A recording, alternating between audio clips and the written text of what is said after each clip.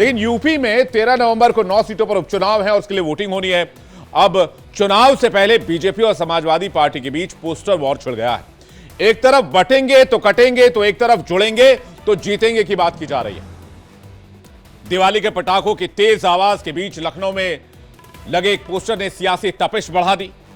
Samajwadi party की तरफ से लगे पोस्टर में अखिलेश की फोटो के साथ जुड़ेंगे तो जीतेंगे लिखा हुआ है। इस पोस्टर को योगी आदित्यनाथ के बटेंगे तो कटेंगे का जवाब माना जा रहा है। यह पोस्टर लखनऊ में राजभवन चौराहे से समाजवादी पार्टी कार्यालय की तरफ जाने वाली सड़क पर लगाया गया है। पोस्टर को समाजवादी पार्टी के नेता ने लगाया है, जिसने सभी का ध्यान अपनी ओर खींचा है। इससे पहले भी समाजवादी पार्टी की तरफ से एक पोस्टर लगाया गया था जिसमें लिखा था ना बटेंगे ना कटेंगे। बात तो वही हुई, बटेंगे कटेंगे, ना बटेंगे ना कटेंगे। पोस्टर पर अखिलेश यादव की तस्वीर के साथ 27 के सत्ताधीश भी लिखा हुआ था। जैसे जैसे चुनावी तारीख करीब आ रही है, सियासी तल्खी और तपिश बढ़ती जा रही है। सबसे पहले बटेंगे तो कटेंगे का बयान योगी आदित्यनाथ ने हरियाणा विधानसभा चुनाव में दिया था, जिसकी खूब चर्चा हुई थी। जिसके बाद महाराष्ट्र में योगी का पोस्टर लगाया गया था जिसमें बटेंगे तो कटेंगे का जिक्र हुआ। आरएसएस की तरफ से भी योगी के बयान पर सहमति जताई गई थी और आज भी इस बात पर सहमति जताई जा रही। पीएम मोदी ने भी कुछ वक्त पहले महाराष्ट्र में कहा एक हैं तो सेफ हैं, सुरक्षित हैं का बयान दिया था।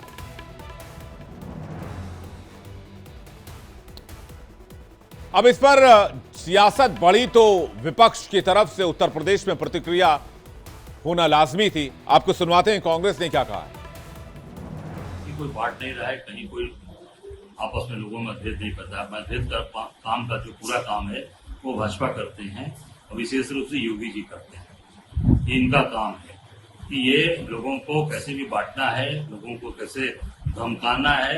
ये अभी उपचुनाव हो रहा है, हर जगह धमकी दी जा रही है, हर जगह लोगों को परेशान किया जा रहा है। मैं समझता हूँ कि ये भाजपा का काम है।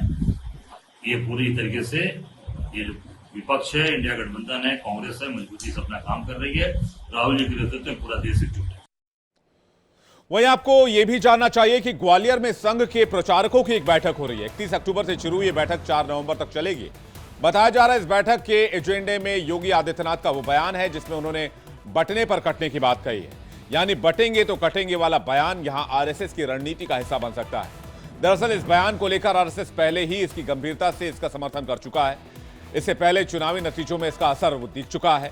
यही वजह है कि अब इसे रणनीति का हिस्सा बनाने की तैयारी भी की जा रही है और हिंदू समाज को बंटने से रोकने के लिए नई रणनीति इसी बयान के इर्द गिर्द भी बुनने की कोशिश की जा रही है। सूत्रों के हवाले से ये जानकारी मिल रही है। आगे बढ़ते हैं, बात करते हैं आज की एक और बड़ी खबर का। पूर्णिया के सांसद पप्पू यादव एक बार फिर से चर्चा में। दरअसल उनको धमकी की खबरें जो हैं पिछले 3-4 दिनों से सुर्खियों में है।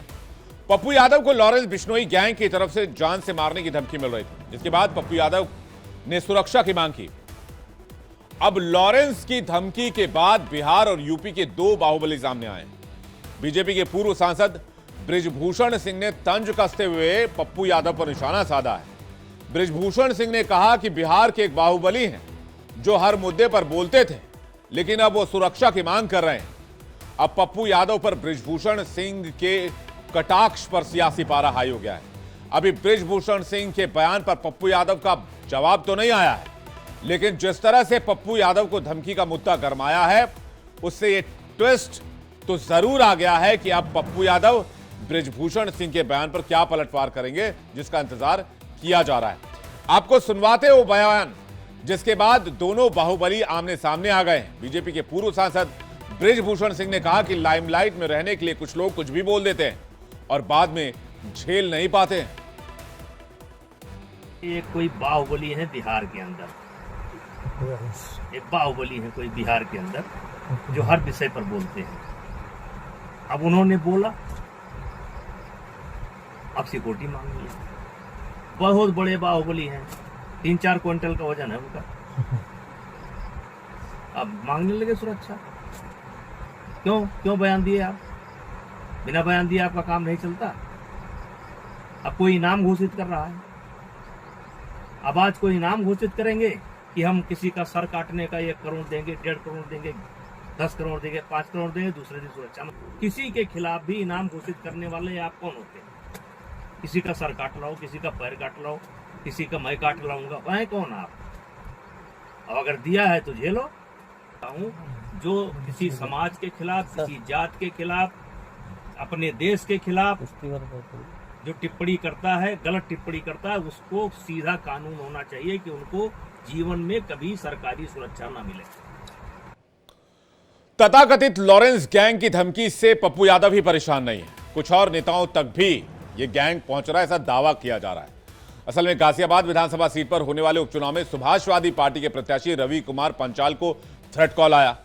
गुजरात की साबरमती जेल में बंद गैंगस्टर लॉरेंस बिश्नोई का नाम लेकर एक व्यक्ति ने कॉल की। उससे पहले रवि पांचाल को दिवाली की शुभकामनाएं दी।